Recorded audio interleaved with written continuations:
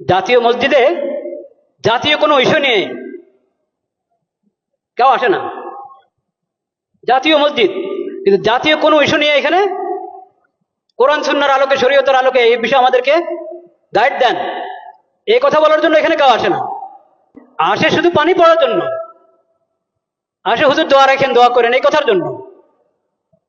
এই কথার জন্য আসে না যে জাতিসংঘের দফতর ঢাকাতে তাদের অফিস করার জন্য, দফতর করার জন্য কথা উঠছে, এটা কি আমাদের জন্য ঠিক হবে? হুজুর কোরআন সুন্নাহর আলোকে একটু বলেন। এটা লালবাগ শাহী মসজিদের খতিবের কাছেও যায় নাই, চকবাজার শাহী মসজিদের খতিবের কাছেও যায় নাই, আন্দরকিল্লার খতিবের কাছেও যায় নাই, বয়তুল মোকাররম জাতীয় মসজিদের খতিবের কাছেও আসে নাই। কেন? আল্লাহ ইমাম এবং খতিবকে কেন ইমাম বানিয়েছেন এটা তারা জানেই না, বুঝেই না।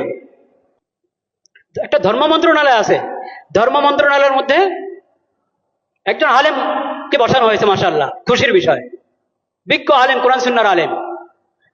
তো যে কোনো বিষয় দেশে প্রথমত ধর্ম মন্ত্রণালয় থেকে অনুমোদন নিতে হবে, ধর্মীয় দিক থেকে এখানে আপত্তি আছে কিনা, এই বিষয়ে ধর্মের নির্দেশনা কি, ওখান থেকে প্রথম অনুমোদন নাও, তারপরে অন্য ফয়সালা, অন্য মশওয়ারা।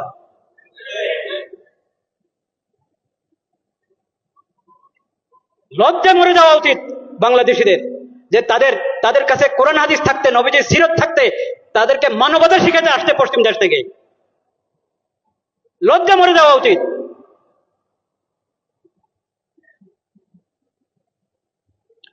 আমরা আল্লাহকে সাক্ষী রাখছি, আমরা এসব অপকর্মের সঙ্গে বিলকুল আমরা সম্পর্কযুক্ত না। আল্লাহ সাক্ষী, আমরা এই ধরনের সমস্ত কর্মকাণ্ড থেকে সম্পর্কহীন। কাকে এখানে পাঠাবে জাতিসংঘের পক্ষ থেকে? আবাসিক সমন্বয়কারী। ওই আবাসিক সমন্বয়কারী কি জানেন? সমকামী। বলেন নাউজুবিল্লাহ। এখন ওখান থেকে প্রস্তাব পাঠানো হয়েছে, এখান থেকে হ্যাঁ বলতে আর কতক্ষণ লাগবে আল্লাহ জানে। যদি বিবেক থাকে, যদি বর্তমান সরকার ভালোই তো করছিল, অনেক কাজ তো ভালোই করছিল, সুন্দর করছিল, এই শেষ সময় যদি নিজের ইজ্জত রেখে যেতে চায়, তাহলে তাদেরকে এই দপ্তর এর ফয়সালা উদ্রহ করতে হবে, এবং এই ধরনের এই বিকৃত মস্তিষ্ক লোকদেরকে, বেহায়া বেলাদা লোকদেরকে এই দেশে আসার অনুমতি দেওয়া থেকে বিরত থাকতে হবে।